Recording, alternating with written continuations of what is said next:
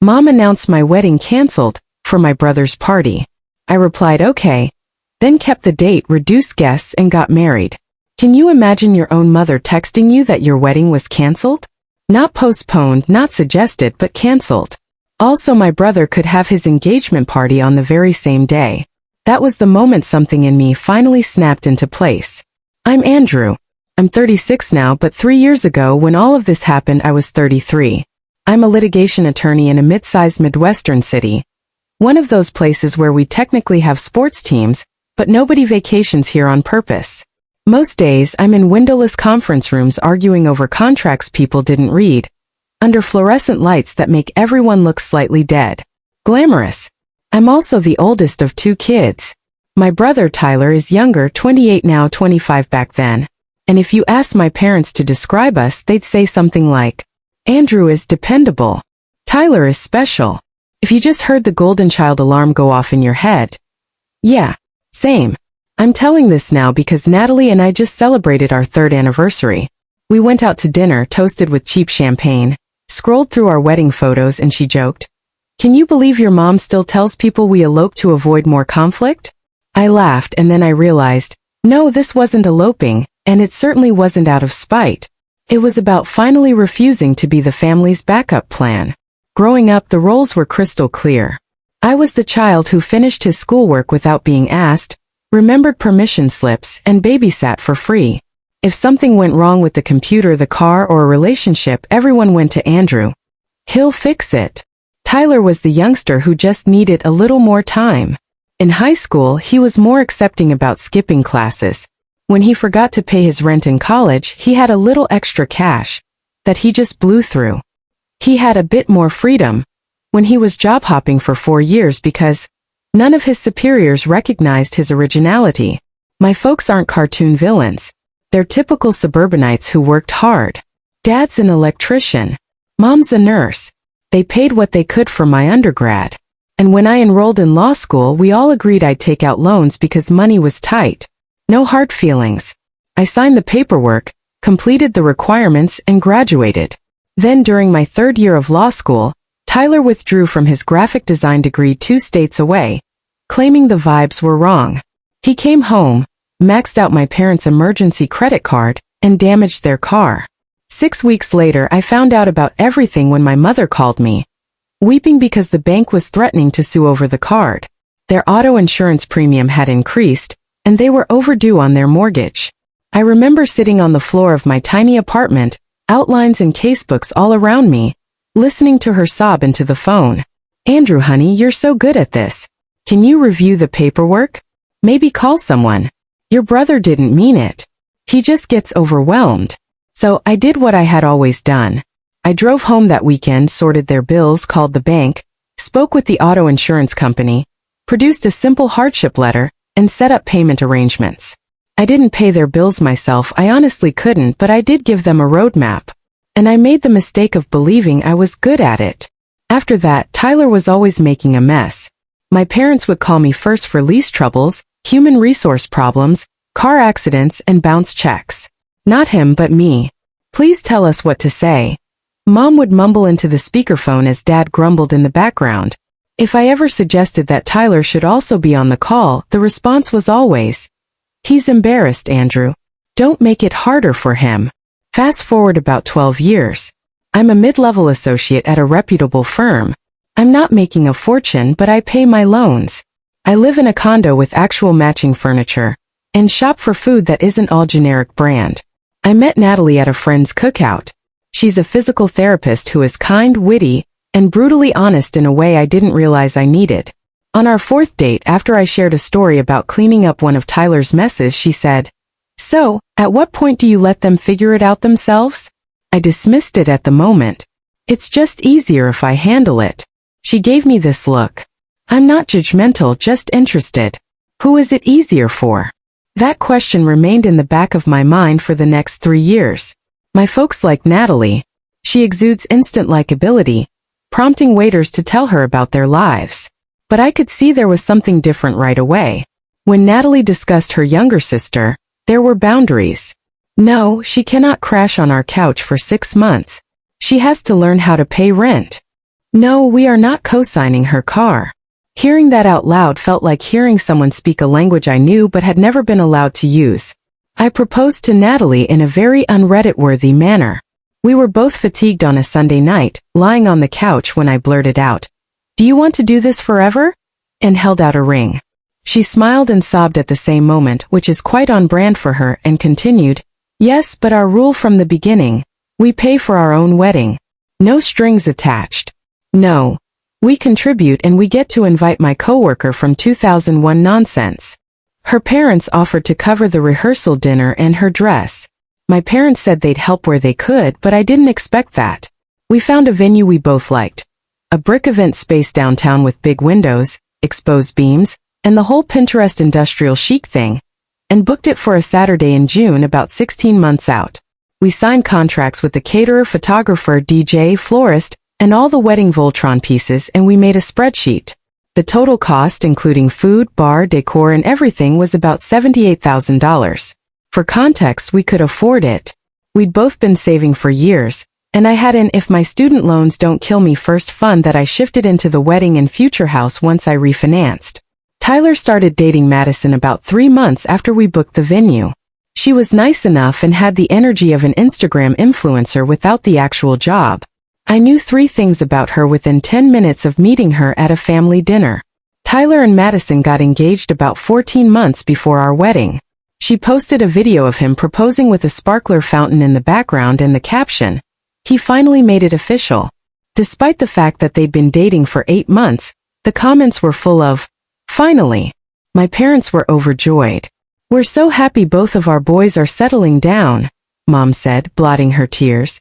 "We'll have to figure out the timing, so we can properly celebrate for both of you." I grinned.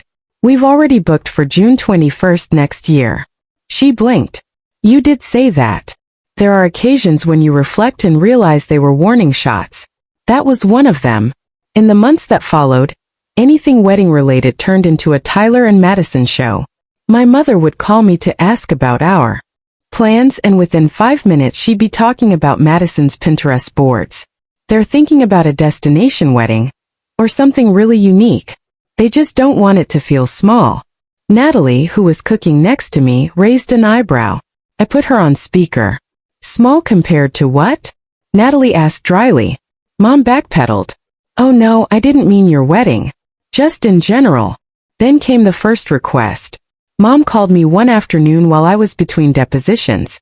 "So honey, your brother was thinking, maybe you could push your date a little just to give everyone some breathing room?" "We've already booked everything," I said. "The contracts have been signed. We'd forfeit our deposits." "Perhaps the venue would understand," she chirped. "You are a lawyer. You know how to communicate to people." I pinched the bridge of my nose. "Mom, contracts aren't about understanding. They're about dates, money, and signatures. We agreed on June 21st. She groaned. "You're so rigid sometimes, Andrew. Can't you at least ask?" "No," I said, and it felt like a tiny revolution.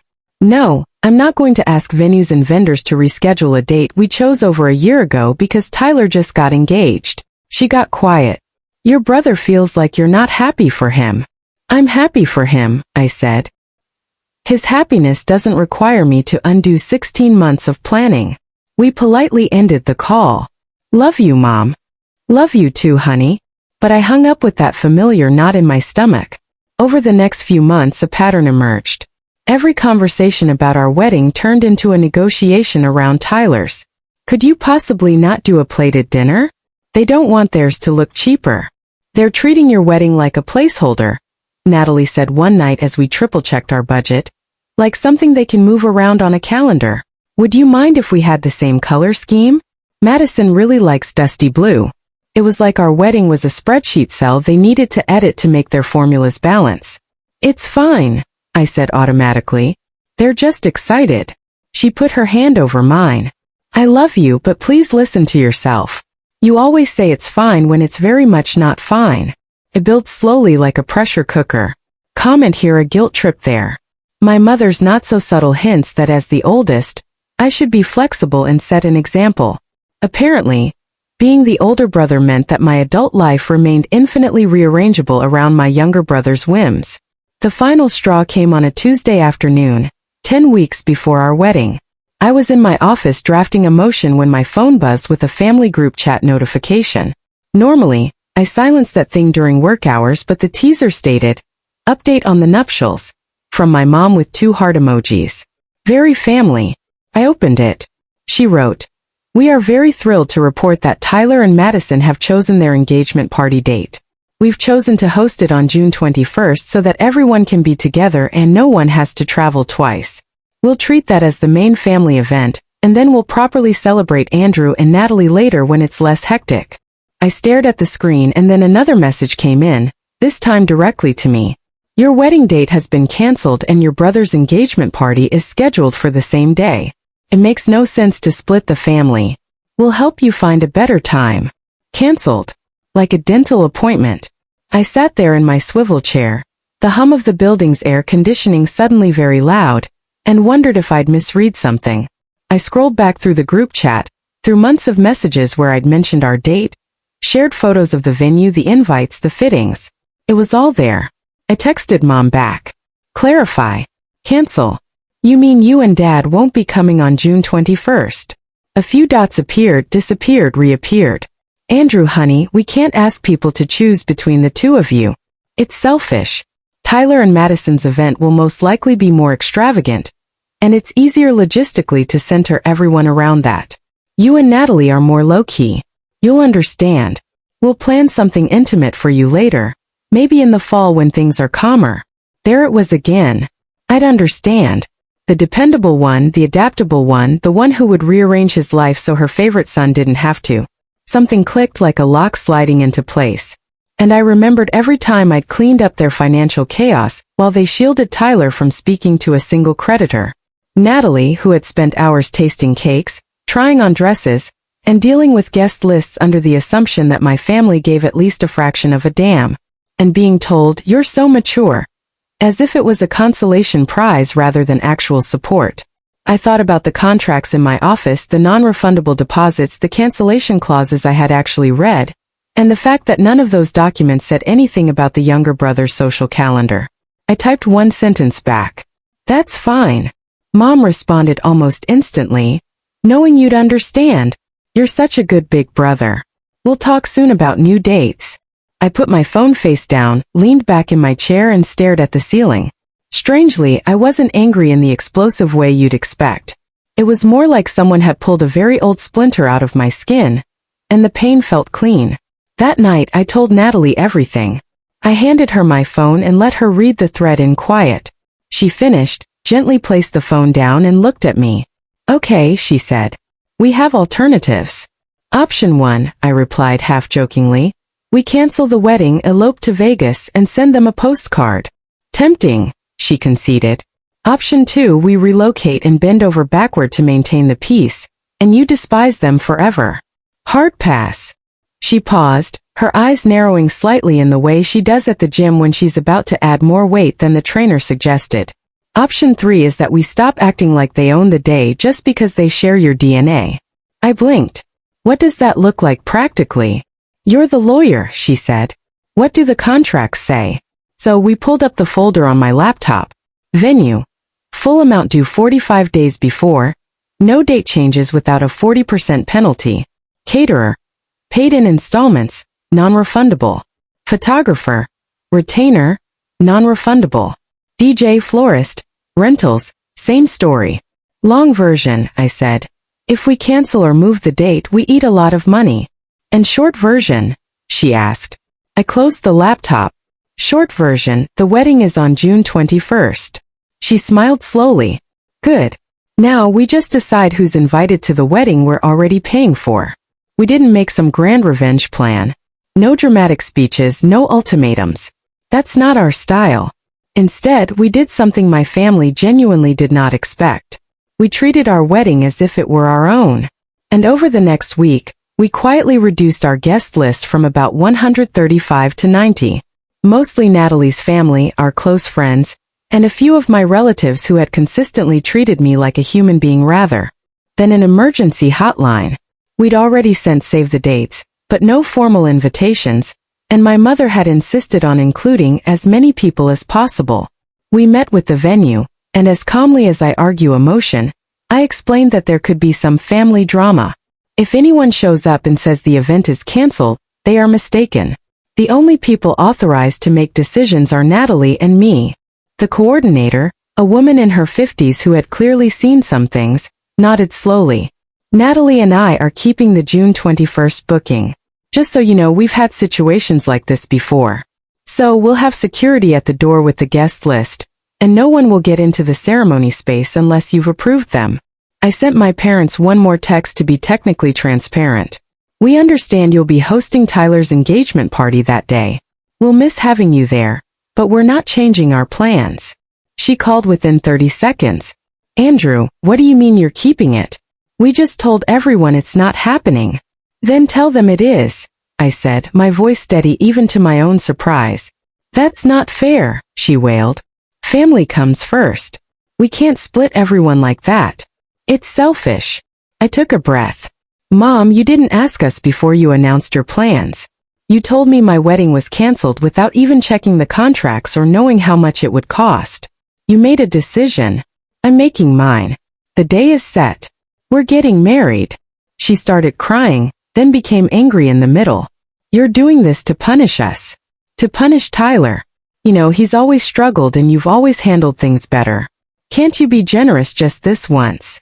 Mom, I said softly. I've been just this once for 12 years. Silence. I'm not asking you to cancel anything, I went on. If you want to make the engagement party the major family event, go for it.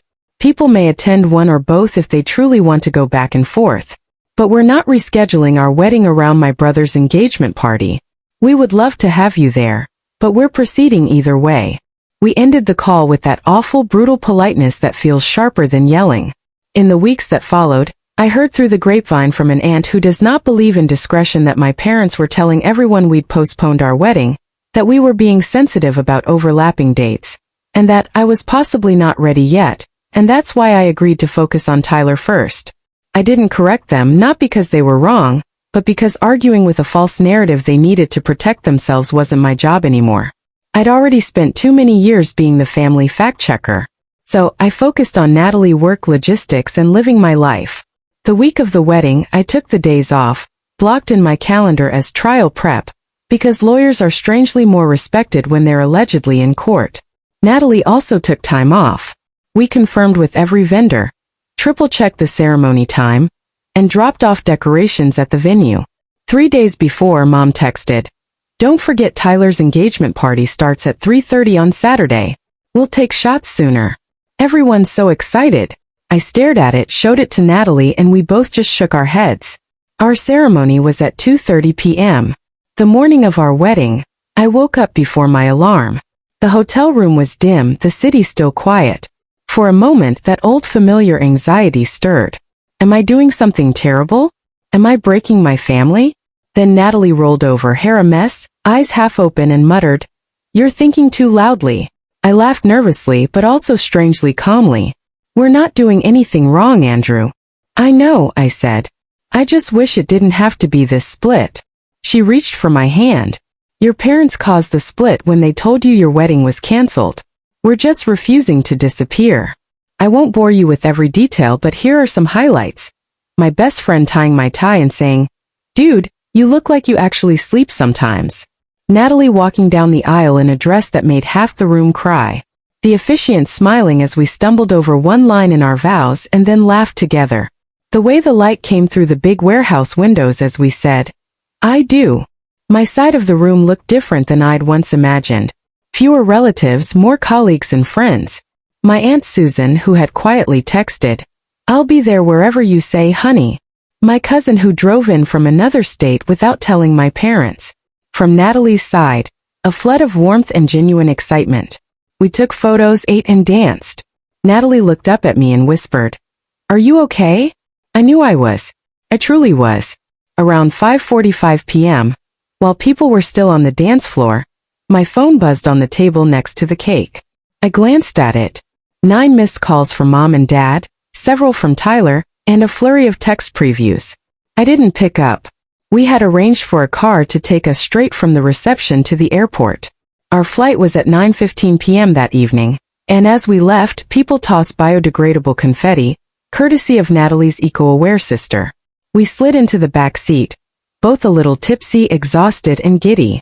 Ready for our very special, very not cancelled trip? Natalie asked, grinning. Ready, I said. As we boarded, we turned our phones to airplane mode.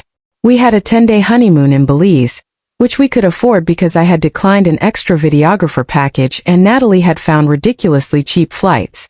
We didn't turn our phones back on until the next morning, when we were eating breakfast on a balcony overlooking a ridiculous amount of greenery. My screen exploded. From Mom. We drove to the venue to stop this, but they said you were already married and gone. This is not how family behaves. From Tyler. You surprised us, dude. Wow, man. Couldn't let me have my day? You made my mother cry at my engagement party. The engagement party, by the way, had apparently started late because my parents had first driven to our wedding venue to put a stop to this nonsense. By the time they returned, a bunch of guests were confused, the caterer was annoyed, and Madison was furious that her photo schedule had been ruined. Aunt Susan provided commentary once more. I sat there on that balcony, the sounds of the jungle strangely soothing, and scrolled through the messages. My heart pounded, but not from panic, but from adrenaline and relief mixed. Natalie watched my face. Was it bad? I said. Intense. I handed her the phone. She read, lips pressed together, then nodded once. Do you want to respond now? Later? Not at all. I thought about it. I'm a lawyer and I don't like leaving things ambiguous forever. But I also didn't want to get into an all-caps argument over WhatsApp. So, I typed one group message to my parents and Tyler. I'm sorry you're upset. Natalie and I told you months ago that we were keeping our wedding on June 21st, but you chose to plan another event on the same day, and tell people our wedding was canceled without our consent. We proceeded with the date we had booked and paid for, and we would have loved to have you there. That offer still stands for future milestones if healthy boundaries are followed. I read it out loud to Natalie. Is it too harsh? I asked. It's factual, she said. You're not insulting anyone. You're describing what happened. I hit send. Mom responded almost immediately, despite my earlier statement that we wouldn't be on our phones. I can't believe you're playing the victim. You embarrassed us in front of everyone. Don't bother coming back for a while. I turned the phone face down and gazed out at the woods. Natalie grabbed for my hand again. Are you okay? I honestly responded. Yeah. For the first time, I think I am. In the weeks after we returned, the fallout unfolded predictably. We went low contact with my parents. No blocking, just stepping back. If they texted accusatory paragraphs, I didn't engage. If they texted something neutral, hope you're well, I responded politely. I refused to relitigate the decision. Extended family began to reach out quietly. My aunt called. For what it's worth, she said. Your mom told everyone you'd agreed to postpone. When Susan and I realized your invitations hadn't changed, we put two and two together. We're proud of you for standing your ground. A cousin DM'd me on Instagram. Your wedding looked amazing. I'm sorry. I believe the postponement story. If I'd known, I would have been there. Even a handful of my parents' friends whom I had known since infancy sent cards addressed just to us with phrases like, "We heard there was some uncertainty. We're glad you and Natalie did what was best for you." Meanwhile, Tyler and Madison had their own issue. Apparently, during the engagement party, numerous people inquired why my wedding was canceled, and someone let it slip. No, it hadn't. My parents had just decided not to go. Madison was furious that her special day had been overshadowed by questions about us, and Tyler was furious at me for causing it, despite the fact that I was physically in another country. I didn't respond to his angry texts beyond one message. I didn't ask my parents to drive to my venue. Tyler and Madison's wedding took place on a completely different date about 18 months later, and we were technically invited. The invitation came with a sticky note from Mom. It would mean a lot if you made an effort to put things behind us. We sent a lovely gift from their registry. We didn't go because I had a trial that week, but even if I hadn't, we weren't ready to pretend everything was normal just so they could take pretty pictures. Things eventually settled down, but not in a storybook way, but in a real, slightly messy adult way. My relationship with my parents is now distant. Natalie and I bought a small squeaky house and filled it with photos of people who actually showed up for us, not those who attempted to cancel us.